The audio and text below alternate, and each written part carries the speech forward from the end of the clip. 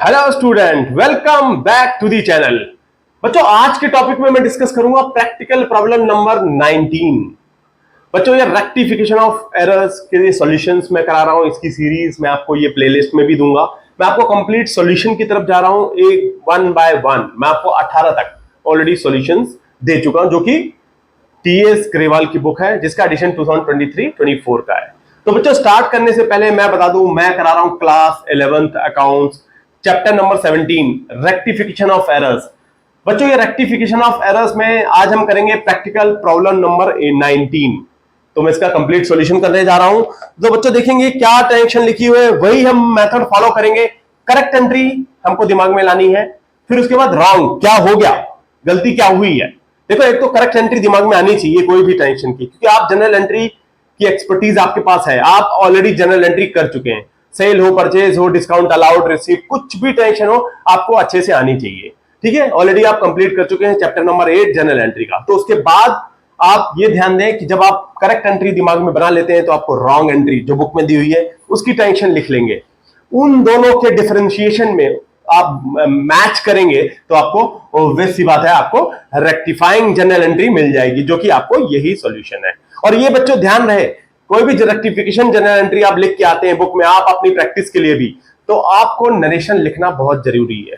Without narration आपको marks आपके deduct हो सकते हैं। तो बच्चों ध्यान दें, हर एक रेक्टिफिकेशन जनरल एंट्री पे आपको नरेशन लिखना जरूरी है, क्योंकि मैं यहां पे करा रहा हूं आपको सिर्फ फास्ट तरीके से, और आपको कंसेप्चुअल बेसिक, मेरा मोटो है कि आपको बेसिक अंडरस्टैंडिंग हो जाए। नरेशन तो आप लिख लेंगे फिर भी। ठीक है बच्चों, ध्यान दीजिए। आइए पहला पढ़ते हैं, पास द जनरल एंट्रीज। पहले क्वेश्चन पढ़ते हैं, pass the general entries rectifying the following. 19 का ये पहला है, purchase of ₹20,000 was omitted to be recorded. Omitted क्या होता है बच्चों, भूल गए। देखिए, पहला 20,000 का परचेज किया हमने, omitted to be recorded, record ही नहीं हुई बुक्स में। तो आप, जब मैं ये पैटर्न आपको बता रहा हूं, करेक्ट एंट्री, तो उसी को अडॉप्ट करते हुए चलेंगे। रॉन्ग एंट्री, फिर आता है रेक्टिफाइड एंट्री। यही है ना हमारा सॉल्यूशन, रेक्टिफाइड जनरल एंट्री। तो बच्चों ये देखो, पहली वाली टेंशन में जो फर्स्ट की मैं बात कर रहा हूं, ये एंट्री हुई नहीं है, ओमिटेड है। तो आपको अभी फिलहाल के लिए करेक्ट आप छोड़ दो, रॉन्ग छोड़ दो, या करेक्ट आप लिख भी सकते हो, क्योंकि करेक्ट वाला ही हमारा रेक्टिफाइड होगा। यहां पर correct is equal to rectifying, क्योंकि आपने रॉन्ग कुछ करा ही नहीं, ओमिटेड। ओमिटेड है ना, ये ओमिशन वाला है ना, आप देखिए ओमिटेड। ठीक है, तो आप परचेज के टाइम पे क्या करते हैं, पहली वाली टेंशन कर लेते हैं। Purchase account debit to vendor, creditors, कुछ भी बोल सकते हैं ना। वेंडर से खरीदा माल आपने, जहां से आप माल खरीदते हो उसी को बोलते हैं। तो यहां लिखोगे 20,000। 20,000 भैया आप ओमिट कर चुके हो तो आप लिख लो ना। तो आपने लिख दिया, purchase account debit to vendor creditors account. आइए पढ़ते हैं दूसरी टेंशन, क्या हुआ है दूसरी में, purchase of office furniture of ₹10,000 was recorded in purchase book. गलत, वही सेल प्रिंसिपल एरर आई है। बच्चों सबसे पहले एरर की आपको क्लासिफाई भी होना चाहिए, आपके दिमाग में आना चाहिए। ओमिशन एरर है, पहला वाला ओमिशन था, दूसरा आ रहा है। मैं आपको देखो, आपके एक साथ दो चीजें, आपके डाउट्स भी क्लियर हो रहे हैं इसके अंदर। आप तो एक रेक्टिफाइंग जनरल एंट्री तो बना ही रहे हो, दूसरा जो आपका टाइप ऑफ एरर है वो भी आप आइडेंटिफाई कर लो। कई बार पूछा जाता है एग्जाम में, किस तरह की गलती है ये। जैसे कि मैंने आपको बहुत सारे क्वेश्चंस पीछे आप देखेंगे 18 तक, बहुत सारे क्वेश्चंस में भी ये भी पूछा गया कि बच्चों आप जनरल एंट्री रेक्टिफाइंग मत लिखो, एटलीस्ट आप ये बता दो कि किस तरह की ये गलती है, कौन से टाइप की गलती है। तो दूसरा वाला हमारा जो ऑफिस फर्नीचर वाला है, ये है हमारी प्रिंसिपल एरर की। ऑफिस फर्नीचर खरीदा है तो फर्नीचर में डेबिट करोगे ना, परचेज में नहीं। परचेज तो तब होता है जब आपका नॉर्मल बिजनेस रिलेटेड कोई गुड्स आप खरीदते हैं। गारमेंट का बिजनेस है तो गारमेंट परचेज किया तो आप लिखेंगे गुड्स। गुड्स तो लिखते ही नहीं, आप लिखेंगे परचेज अकाउंट। तो यहां पे क्या हुआ है बच्चों, ऑफिस फर्नीचर खरीदा गया है, तो सबसे पहले दूसरी वाली ट्रांजेक्शन में आप यहां लिखोगे furniture account debit, correct entry आप क्या बनाओगे ये सोचो। अकाउंट डेबिट टू किससे खरीदा है? वेंडर, वेंडर से ही खरीदा जाता है बच्चों। वेंडर लिख लो या क्रेडिटर भी लिख सकते हो। कितने का खरीदा है? 10,000 का। ये एंट्री होनी चाहिए थी, लेकिन हो क्या गई, अब गलत पे आ जाओ, हो गई परचेज में रिकॉर्ड कर ली, तो यहां पर परचेज अकाउंट डेबिट कर दिया अकाउंटेंट साहब ने। टू क्रेडिटर्स वाला बिल्कुल ठीक है, वेंडर क्रेडिटर्स, ये बिल्कुल ठीक है, इसमें कोई गलती नहीं करी। उन्होंने परचेज ट्रीट करके नॉर्मल परचेज की तरह बात कर ली और एंट्री कर दी। तो आइए रेक्टिफाइंग जनरल एंट्री बच्चों आपको समझ में आता होगा। परचेज को क्रेडिट कर दो क्योंकि परचेज नहीं है ये। टू परचेज अकाउंट 10,000 से ये क्रेडिट हो गया। अब जो फर्नीचर मिस आउट हो गया था, क्योंकि ये फर्नीचर खरीदा गया है, तो आप फर्नीचर को डेबिट कर लो। कितना इजी है ये, अगर आप इस मेथड से फॉलो करते हैं जो मैं आपको बता रहा हूं यहां पर, तो कोई रेक्टिफाइंग जनरल एंट्री लिखने कोई तकलीफ नहीं होगी आपको। भैया आपने करेक्ट लिख ली दिमाग में, रफ नोट में लिख लेना ना। आप अगर आप प्रैक्टिस कर रहे हैं, आप एग्जाम में भी दे रहे हैं, तो रफ शीट पे आप लिख सकते हैं rectifying journal entry, O sorry correct entry, omitted ये वाली आपकी रॉन्ग एंट्री, देन आपका रेक्टिफाइड जनरल एंट्री। आइए पढ़ते हैं तीसरा, third, office rent 15,000 debited to personal account of landlord. गलती हुई है इसमें भी। पहले तो ये आप देखो ऑफिस रेंट कहां आप बुक करते हैं, करेक्ट एंट्री क्या होनी चाहिए? आप लिखोगे रेंट अकाउंट डेबिट 15,000 टू किसको पे कर रहे हो आप? लैंडलॉर्ड को ही तो पे कर रहे हो। लैंडलॉर्ड वेंडर होता है ना आपका, लैंडलॉर्ड जिसको पे करते हो आप 15,000, यही करते हो ना आप। करेक्ट एंट्री ये होनी चाहिए। हुआ क्या? हुआ ये बोल रहा है इसमें debited to personal account of the landlord. अब आप ये सोचिए, जब ऑफिस का रेंट पे किया है तो रेंट अकाउंट में ही जाएगा ना, लैंडलॉर्ड के अकाउंट को आप डेबिट नहीं कर सकते। यही कर दिया इन्होंने क्या करा, आप सिंपल सी एंट्री मैं आपको बता दूं, लैंडलॉर्ड्स अकाउंट, सिर्फ ये बताया ये डेबिट हो गया। आपको दूसरा, आप ये मान के चलेंगे दूसरा वाला एकदम ठीक है। कभी भी एक अकाउंट की बात करिए तो दूसरा आप अज्यूम करेंगे कि ठीक है, दूसरे के अकाउंट की बात नहीं कर रहा है यहां पर। तो यहां हुआ क्या होगा कि भाई दूसरा ठीक है, यहां पर जो ऑफिस रेंट है 15,000 वो लैंडलॉर्ड्स के पर्सनल अकाउंट में डेबिट कर दिया, personal account of landlord. Landlord का नाम मतलब राम श्याम जो भी है, उसके अकाउंट में डेबिट कर दिया। गलत है ना। अब आप ये देखिए करेंगे क्या, सबसे पहले आप लिखेंगे रेंट अकाउंट, क्योंकि जो रेंट अकाउंट में डेबिट होना चाहिए वो तो डेबिट करोगे ना रेक्टिफाइंग में। यहां से देख लो रेंट डेबिट होगा। दूसरा, लैंडलॉर्ड्स के पर्सनल अकाउंट को जो डेबिट करते हैं वो क्रेडिट कर दो टू लैंडलॉर्ड्स अकाउंट। ये देखिए 15,000, ये क्यों करा है? ताकि ये आपका डेबिट वाला नॉक ऑफ हो जाए। हो गया रेक्टिफाइंग जनरल एंट्री। थर्ड का भी कर लिया हमने इस तरह से।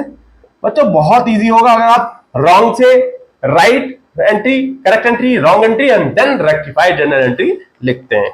आइए कर लेते हैं चौथा, फोर्थ में क्या हुआ बेटा? Old machine sold ₹7,000 was credited to sales account. फिर से यही प्रिंसिपल एरर ही है ये भी। भाई देखो हमने मशीनरी फर्नीचर बेचा है, यहां पर मशीनरी सोल्ड करी है, मशीनरी 7,000 की, सेल्स कैसे ट्रीट कर सकते हो? माल थोड़ी बेचा आपने। यहां वही गलती। देखिए करेक्ट एंट्री बता देता हूं पहले। हमने क्या बेचा है? मशीनरी। मशीनरी अगर बेचा है तो हमें पैसा आएगा डेटर से, तो डेटर्स, भाई जिसको बेचा है उससे तो पैसा आएगा ना। कस्टमर अकाउंट डेबिट, कैश लिखा नहीं है, to for machinery, old machinery है ना, हाँ मशीनरी क्रेडिट हो जाएगी क्योंकि आपकी मशीनरी चली गई। कितने की? 7,000। ये होनी चाहिए बच्चों, ये करेक्ट एंट्री है। अब रॉन्ग क्या हुआ, ये देखो ना, रॉन्ग हुआ, सेल्स में ट्रीट कर ली इन्होंने, डेटर्स को डेबिट किया, 7,000 से टू सेल्स, कह रहा है सेल्स अकाउंट में ट्रीट कर ली इन्होंने 7,000। देखो पहली चीज ये तो बिल्कुल करेक्ट है, ऊपर वाली डेबिट तो होनी है बिल्कुल। यहां का जो गलती है वो ठीक कर लो। आप क्या करेंगे बच्चों, सेल्स अकाउंट को डेबिट कर दोगे, भाई इसको नॉक ऑफ करना पड़ेगा ना आपको, सेल्स अकाउंट गलत क्रेडिट हो गया था। टू मशीनरी जो कि क्रेडिट करना भूल गए थे, गलत एंट्री हो गई थी, ये हो गया आपकी rectifying journal entry 4th number की। आइए कर लेते हैं 5th। Bill of ₹800 receive from Mukesh for repair of machinery was entered in purchase book as 700। भाई देखो क्या हुआ था इसके अंदर, हमें 800 रुपए का बिल आया मुकेश से, मतलब मुकेश से हमने कोई रिपेयरिंग का काम करा, मुकेश से हमने कोई रिपेयरिंग का, मशीनरी की रिपेयरिंग का काम करा, हमने इसको परचेज बुक में 700 रुपए एंटर कर लिए। क्या हुआ इसके अंदर, ध्यान दीजिए कि होना क्या चाहिए था। 5वां 5th, bill of ₹800 receive from Mukesh for repair of machinery. तो आप बिल आया, सिंपल हमारे पास बिल आया, तो आप क्या करोगे, रिपेयर अकाउंट डेबिट। भाई देखो आप करेक्ट एंट्री तो यही बनाओगे ना, रिपेयर का खर्चा हुआ ना, रिपेयर अकाउंट डेबिट, ठीक है। रिपेयर ऑफ मशीनरी, मशीन की अगर रिपेयर कराओगे तो रिपेयर होता है, नई मशीनरी में कोई एक्सटेंशन या खरीद रहे हो कोई खर्चा तो मशीनरी में जाएगा। तो रिपेयर अकाउंट डेबिट टू किससे आया है बिल, मुकेश। भाई देखो करेक्ट एंट्री ये होगी आपकी, मुकेश से आया, कितने रुपए का आया, 800, मतलब 800 रुपए का आपने काम कराया होगा ना, मशीनरी की रिपेयर कराई होगी, तभी मुकेश से बिल आया। अब गलती क्या हुई वो देखते हैं। Was entered in purchase book, मतलब ये मान लिया कि भाई देखो सिंपल, बिल आया 800 रुपए का रिपेयर के अगेंस्ट में, अकाउंटेंट भाई साहब ने मान लिया कि यार मुकेश से ना हमने कुछ माल खरीदा है और वो भी 700 रुपए का, तो उसने परचेज ट्रीट कर लिया। क्या करा उसने, परचेज अकाउंट डेबिट, अकाउंटेंट भाई साहब की देखो मिस्टेक, टू मुकेश, कितना 700 रुपए। भाई देखो एक तो मुकेश से परचेज ट्रीट कर लिया कि माल खरीदा है कोई, और ऊपर से 100 रुपए कम भी कर लिए, ये अकाउंटेंट भाई साहब ने करा है। अब आप डिफरेंशिएट करो कि रेक्टिफाइंग कैसे बनाओगे, देखो कैसे बनाओगे बताओ, क्या करोगे बनाने के लिए, बताने के लिए करोगे क्या। देखो बच्चों सिंपल सी बात है, सबसे पहले तो आपने रिपेयर को डेबिट करना है 800 से, क्योंकि बिल 800 का आया था। रेक्टिफाइंग जनरल एंट्री लिखते हैं 5th का, आइए रिपेयर अकाउंट डेबिट 800 रुपए, टू क्या करोगे मुकेश को, मुकेश तो 100 रुपए से आपका कम क्रेडिट हुआ ना, टू मुकेश 100 रुपए। भाई देखो 700 रुपए क्रेडिट हुआ, 800 होना चाहिए, तो 100 रुपए कम हुआ, और ये परचेज को खत्म करना है हमें, परचेज थोड़ी किया हमने, टू परचेज अकाउंट 700 रुपए, बन गई rectifying journal entry. Repair account debit 800 to Mukesh 100 to purchase. बच्चों इसी को डिफरेंशिएट, गलत सही और गलत को डिफरेंशिएट करोगे तो रेक्टिफाइंग जनरल एंट्री आपके सामने आ जाती है। तो इस तरह से हमने कर ली 5th ट्रांजेक्शन। एक ट्रांजेक्शन और दी हुई है 6 नंबर की, वो भी कर लेते हैं बच्चों। 6 लिखा हुआ है purchase of goods from Nathan amounting of ₹5,000 had been entered through the sales book. भाई देखो यही फिर से अकाउंटेंट ने यही गलती करी, हमने नाथन से परचेज किया, उन्होंने सेल्स मान ली अकाउंटेंट ने। सबसे पहले आप करेक्ट एंट्री बनाओ कि करेक्ट एंट्री में होगा क्या, पर नाथन से परचेज किया हमने, तो Nathan purchase account debit to Nathan, यही करोगे ना भाई, नाथन से आपने 5,000 का माल खरीदा, यही तो लिखा हुआ है, ये करेक्ट एंट्री है बच्चों। ये ध्यान देना, ये सेट की करेक्ट एंट्री है, ये रॉन्ग एंट्री सारी, ये आपकी रेक्टिफाइंग एंट्री होगी। तो यहां 5,000 रुपए ये एंट्री होनी चाहिए थी, लेकिन अकाउंटेंट ने उसको सेल्स के थ्रू रूट कर दिया। मान लिया कि नाथन को हमने माल बेचा, तो उन्होंने क्या किया, Nathan account debit to sales 5,000 5,000, ये कर लिया उन्होंने। अब डिफरेंशिएट करो, आपके सामने रेक्टिफाइंग जनरल एंट्री आ जाएगा। आइए समझाता हूं मैं आपको। देखिए, नाथन 5,000 क्रेडिट होना चाहिए, उल्टा डेबिट हो गया। तो ये तो समझ में आ रहा है कि सबसे पहले एक एक करके चलते हैं। परचेज अकाउंट डेबिट होना चाहिए, परचेज को डेबिट कर लो, डेबिट 5,000 ये होना चाहिए, क्योंकि परचेज को डेबिट करना है, यहां कहीं नहीं हुआ। सेल्स को आप डेबिट कर लो, क्योंकि सेल्स क्रेडिट कर रहे हो, तो नॉक ऑफ करने के लिए, खत्म करने के लिए डेबिट करना पड़ेगा।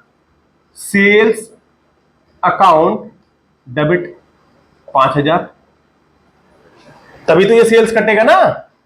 परचेज तो आपने परचेज को कराई एक्चुअल में, तो उसको डेबिट कर लिया, सेल्स खत्म। अब नाथन को आप क्रेडिट करेंगे। देखिए, नाथन को 5,000 क्रेडिट करेंगे, यहां डेबिट उल्टा कर लिया, तब 10,000 से करना पड़ेगा। टू नाथन 10,000। क्यों 10,000 समझ में आया बच्चों? एक तो इस 5,000 को जो डेबिट गलत हो गया, उसको खत्म करने के लिए एक एक्चुअल में क्रेडिट होना चाहिए वो, तो 5 + 5 = 10,000 नाथन में क्रेडिट कर दोगे। तो बच्चों, मैं उम्मीद ये करता हूं कि इस पैटर्न से अगर आप चलते हैं, मैं बिल्कुल श्योर हूं आप कभी भी रेक्टिफाइंग जनरल एंट्री में मार नहीं खा सकते। बड़ी इजीली आप समझ जाएंगे कि रेक्टिफाइंग जनरल एंट्री लिखते कैसे हैं। तो बच्चों, इसी को फॉलो करेंगे तो मैं उम्मीद ये करता हूं कि आपको ये प्रैक्टिकल प्रॉब्लम नंबर 19 अच्छे से समझ में आया होगा। तो please like, share and subscribe. Thank you, thanks for watching.